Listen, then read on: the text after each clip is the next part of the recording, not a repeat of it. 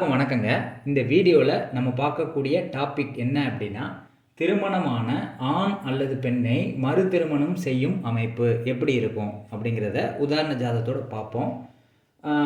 First ஒரு பெண் ஜாதகத்தை வச்சு பார்ப்போம். அடுத்து ஒரு ஆண் ஜாதகத்தை வச்சு உதாரணம் பார்ப்போம். அதாவது ஒரு பெண் ஜாதகத்தில் வரக்கூடிய கணவனை குறிக்கக்கூடிய பிளானட் வந்து செவ்வாய். அப்போ செவ்வாய் வந்து வேற ஒரு கிரகத்தோட பரிவர்த்தனை ஆயிடுச்சு அப்படின்னு வச்சுக்கிடுவோம். பரிவர்த்தனை அப்படின்னா ஏற்கனவே நான் சொல்லியிருக்கேன், ஒரு கிரகம் இன்னொரு கிரகத்தோட வீட்டுக்கும் அந்த கிரகம் இந்த கிரகத்தோட வீட்டுக்கும் மாறி இருக்கிறதுக்கு பேர் தான் கிரக பரிவர்த்தனை அப்படின்னு சொல்லி ஏற்கனவே சொல்லியிருக்கேன். அப்போ கணவனை குறிக்கக்கூடிய பிளானட் வந்து பரிவர்த்தனை ஆச்சு அப்படின்னா கணவர் வந்து வேற ஒருத்தர்கிட்ட போயிடுவார் அப்படிங்கிற மாதிரி நம்ம எடுத்துக்கலாம். கல்யாணமாகி வேற ஒருத்தவங்கிட்ட போயிடுவாங்க அப்படின்னு எடுத்துக்கலாம். இப்போ செவ்வாய் கூட சந்திரன் சேர்ந்துருக்கு. எந்த கிரகனாலும் சேரட்டும், செவ்வாய் கூட வேற ஒரு பிளானட் சேர்ந்துருக்கு. ஃபஸ்ட்டு செவ்வாய் பரிவர்த்தனை ஆகி செவ்வாய் கூட இன்னொரு பிளானட் சேர்ந்துருக்கு அப்படின்னா வரக்கூடிய கணவர் வந்து ஏற்கனவே ஒரு பெண்ணை திருமணம் பண்ணி வாழ்ந்துட்டு ரெண்டாம் தரமாக தான் உங்கள்கிட்ட வருவாங்க அப்படிங்கிற மாதிரி நீங்கள் எடுத்துக்கலாம். உங்களுக்கு செகண்ட் மேரேஜ்ன்னு நான் சொல்லலை. இது நான் சொல்கிறது வந்து உங்கள் வரக்கூடிய கணவருக்கு இது செகண்ட் மேரேஜ். ஏற்கனவே ஒரு பொண்ணோட வாழ்ந்துட்டு ரெண்டாம் தரமாக உங்களுக்கு வருவார் அப்படிங்கிறத ஒரு பெண் ஜாதகத்தை வச்சு கண்டுபிடிக்கலாம். அதாவது பெண் ஜாதகத்தில் செவ்வாய்ங்கிறது கணவனை குறிக்கக்கூடிய பிளானட்டு. செவ்வாய் அப்படிங்கிற கிரகம் வந்து குருவோட பரிவர்த்தனை ஆகிருக்கு. பரிவர்த்தனை அப்படிங்கிறதே வந்து ஒருத்தரை விட்டு இன்னொருத்தர்கிட்ட போகிறது, அதுதான் அதனுடைய அர்த்தம். அப்போ அது கூட வந்து இன்னொரு பிளானட்டும் சேர்ந்துருக்கு அப்படின்னா கண்டிப்பாக இவங்க வந்து ஏற்கனவே திருமணம் ஆகிருக்கும். உங்கள் கணவருக்கு வந்து ஏற்கனவே திருமணமாகி ரெண்டாம் தரமாக தான் உங்களை வந்து மேரேஜ் பண்ணுவார் அப்படிங்கிறத நம்ம எடுத்துக்கலாம்.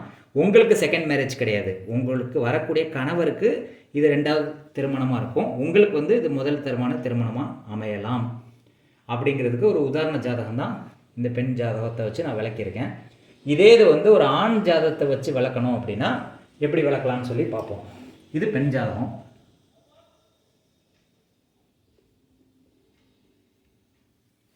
இப்போ இதே இது வந்து ஆண் ஜாதகத்துக்கு எப்படி பார்க்கணும் அப்படின்னா, உதாரணத்துக்கு குரு சுக்கிரன் பரிவர்த்தனை எடுத்துக்கலாம். சுக்கிரன் வீட்டில் குரு இருக்கார், குரு வீட்டில் சுக்கிரன் இருக்கார். இப்படி இருக்குன்னு வச்சுக்கோங்களேன். எந்த லக்னமானாலும் இருக்கட்டும், தப்பு கிடையாது. அதாவது ஒரு ஆணுக்கு சுக்கிரன் தான் வரக்கூடிய மனைவியை குறிக்கக்கூடிய பிளானட் சுக்கிரன். அப்போ சுக்கிரன் வந்து வேற ஒரு பிளானட்டோடு பரிவர்த்தனை ஆயிருக்குன்னு வச்சுக்கோங்க. அது குருவாக இருக்கலாம், செவ்வாயாக இருக்கலாம், எந்த பிளானட்டோடனாலும் பரிவர்த்தனை ஆகிருக்கணும். இந்த சுக்கிரன் வந்து பரிவர்த்தனை ஆகி வேற ஒரு பிளானட் வந்து சுக்கிரன் கூட சேர்ந்து இருந்தால் வரக்கூடிய மனைவி ஏற்கனவே ஒருத்தர்கிட்ட குடும்பம் நடத்தி கல்யாணம் பண்ணி ரெண்டாம் தரமாக தான் வருவாங்க. வரக்கூடிய மனைவி வந்து ஏற்கனவே கல்யாணமாகி டைவர்ஸ் ஆகி ரெண்டாம் தரமாக தான் உங்களை கட்ட வருவாங்க அப்படிங்கிறத இந்த மாதிரி கிரக அமைப்பு வச்சு கண்டுபிடிக்க முடியும். சுக்கிரன் வந்து வரக்கூடிய ஒய்ஃப், அது பரிவர்த்தனை ஆனதுக்கப்புறமும் வேற ஒரு கிரகம் வந்து சுக்கிரன் கூட ஜாயிண்ட் ஆகும்போது வரக்கூடிய மனைவி வந்து ரெண்டாம் தரமாக வருவாங்க அப்படிங்கிறத உங்கள் ஜாதகத்தை வச்சு ஃபைண்ட் அவுட் பண்ணலாம். இப்போ பெண் ஜாதகத்தை வச்சு ஒரு உதாரணம் விளக்கியிருக்கேன், ஆண் ஜாதகத்தை வச்சும் ஒரு உதாரணம் விளக்கியிருக்கேன். பெண் ஜாதகத்துக்கு வந்து செவ்வாய் வந்து பரிவர்த்தனை ஆகி வேற ஒரு பிளானட் கூட சேரணும். ஆண் ஜாதகத்தில் வந்து சுக்கிரன் வந்து பரிவர்த்தனை ஆகி வேற ஒரு பிளானட் கூட சேரும்போது ரெண்டாம் தரமாக ஆண் ஜாதகத்துக்கு ரெண்டாம் தரமாக வரக்கூடிய மனைவி வந்து ரெண்டாம் தரமாக வருவாங்க. பெண் ஜாதகத்துக்கு வரக்கூடிய கணவர் வந்து ரெண்டாம் தரமாக வருவாங்க அப்படிங்கிறத இந்த கிரக அமைப்பு மூலிமா நீங்கள் தெரிஞ்சுக்கலாம்.